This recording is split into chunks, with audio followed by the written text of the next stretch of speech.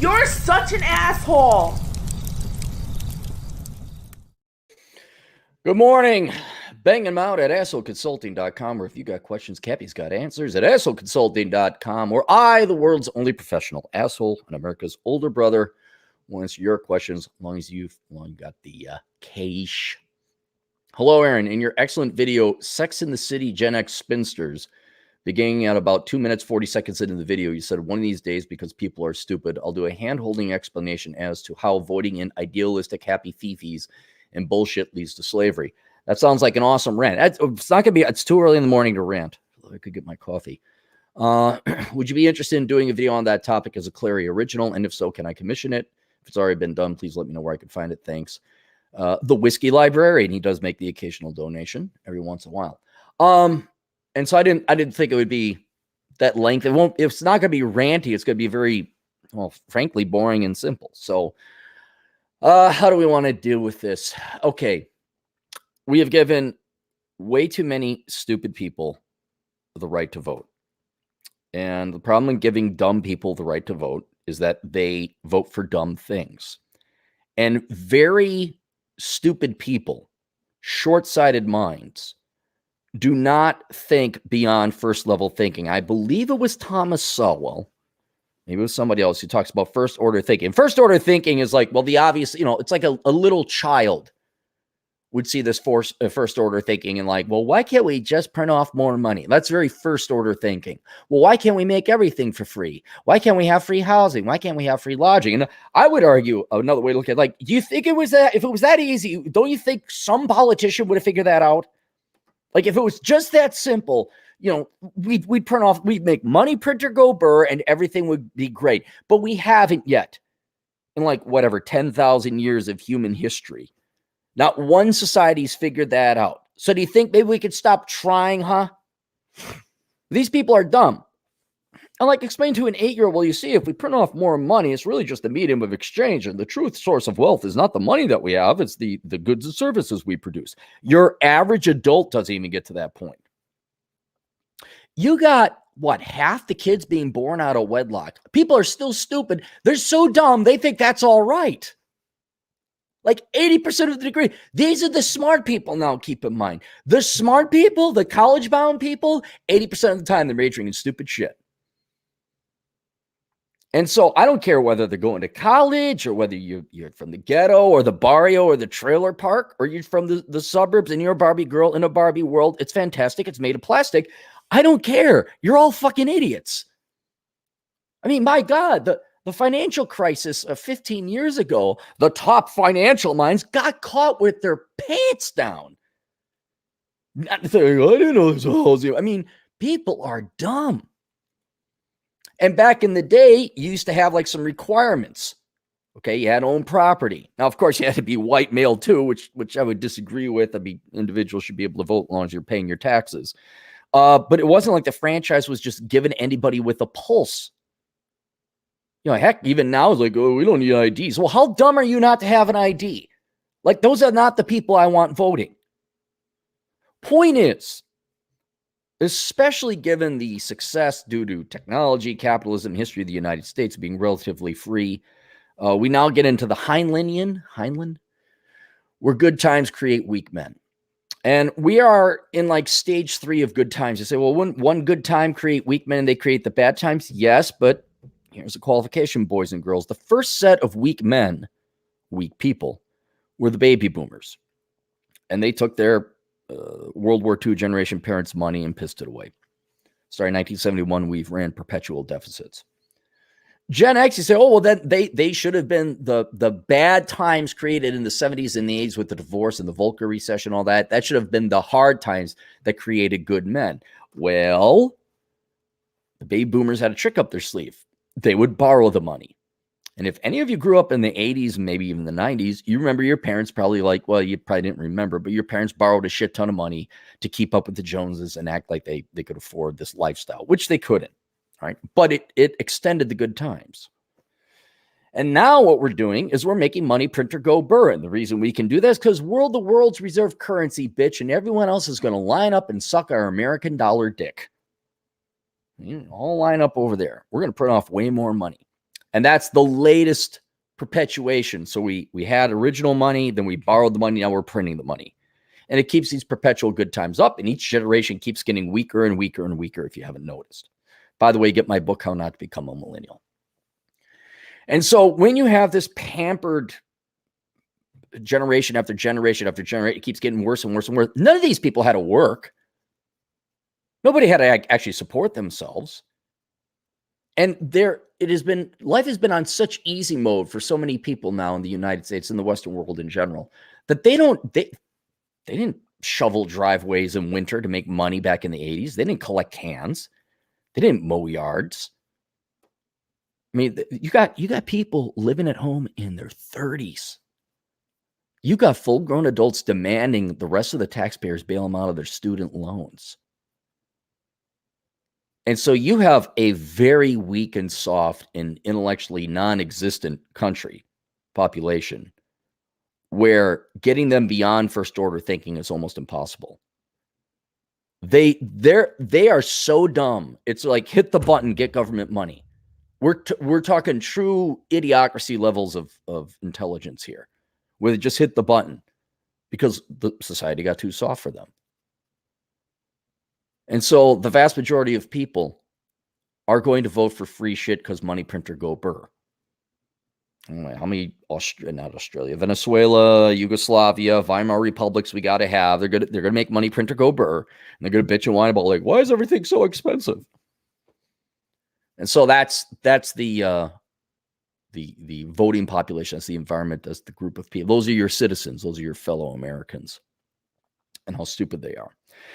Now, because they don't go beyond first order thinking, they don't think about the ramifications of their naive and idiotic make free everything.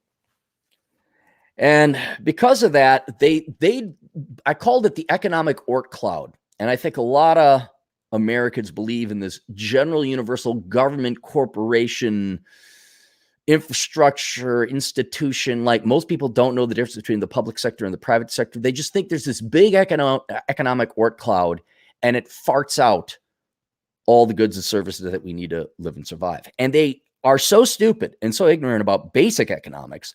They don't make the connection that like, well, the reason we get paid is so we produce stuff.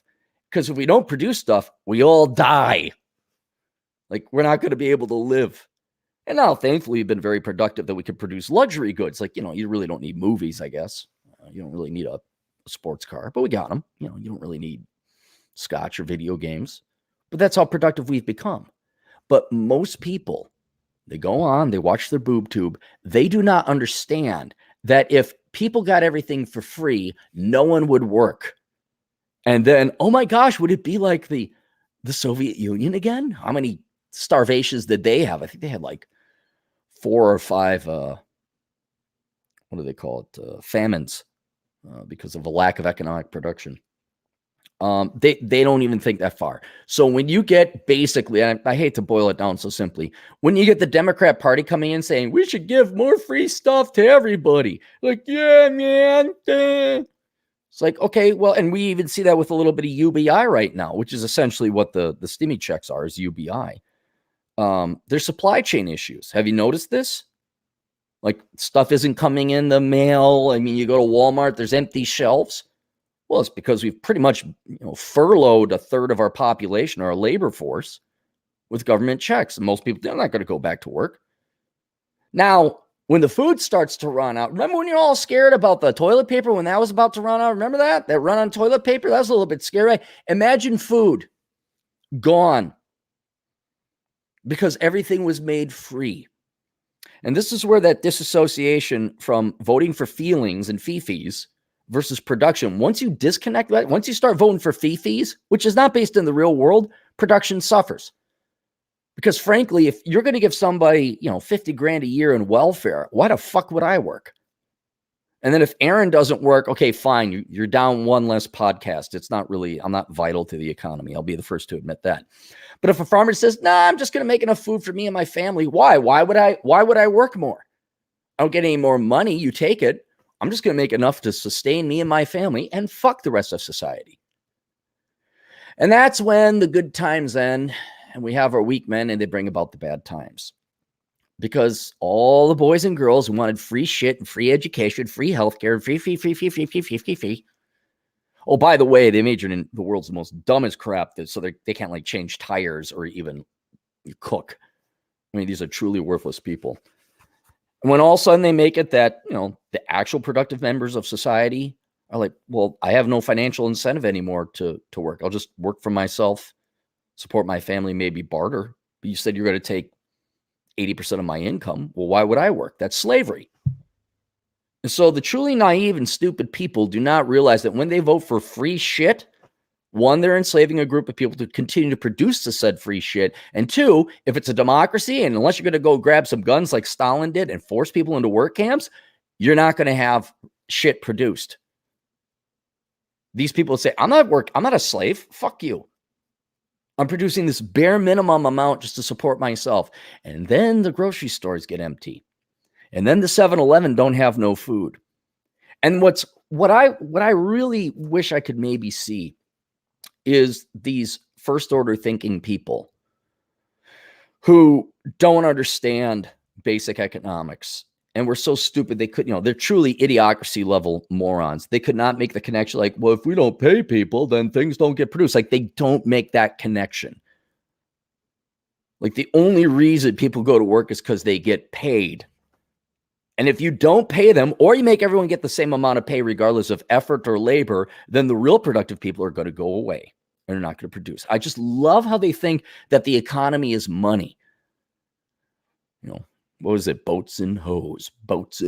Is that it? Is that what it's all about? You get your money, you get your $100 bills. Yeah, have fun eating it when there's no more food being produced. And so it's for you, me, and everybody else out there. We understand it. It's not the money. The money is merely an accounting measure, frankly, as to how we account for the transaction of wealth between different people in production. But the real economy is the goods and services that we produce. And I'm just waiting. I'll have a little bit. I got a nice little pond. I got a water source. I can grow crops. I will be able to eat. I might have to go on a diet, but I can eat. And then all these other people, I want to see their face like, where's the food? Like, they probably don't know that milk comes from cows. They're really that dumb. They've lived in the city their entire lives. They've always gone to, this is where the food is. Well, do you know how the food is made? Economic Oort cloud? Yes, the economic Oort cloud. It just makes cow milk show up naturally. So there you go. That's your connection. All right. Daniel Jermia again, €5. Hi again. I wish to sponsor the channel with a nice programmable device. Particle IO boron LTE US only. Cappy chooses who I send. By the way, kid's great. Good. It's good here. What? Email me, Dan. Good. Email me. I don't know what a particle IO boron. Is that a cell phone? LTE? Dan was really kind. He took me and my girlfriend to Lake Annecy in France. It's a beautiful lake. I almost crashed a boat. Benevolence for 331. Does the Jewish elite finance LGBT directly? No. Do you guys know how Jews got into banking? Do you know how? Because it was illegal. And they say, oh, well, only the Jews can do it then. That's how they got it. Same thing. Look at how Hollywood was formed. They don't finance LGBT. Non-binary people exist and they want to have their rights. Not exactly against it either. There's no one financing them. I mean, I'm sure they probably get some, their leftist socialist non-binary people, but that they just hide behind their sexual preference to claim that they're victims. Those are the fake ones. Those are the ones that just, we want the money and the free gimme that's. How can I get it? Hey, I like dick. But no, and this is, going back 25, 30 years ago. I remember there was discrimination against gay people back then. Yeah. But no, the Jews do not finance them. There you go. All right. Questions, answers, assholeconsulting.com. We'll see you guys later. Toodles.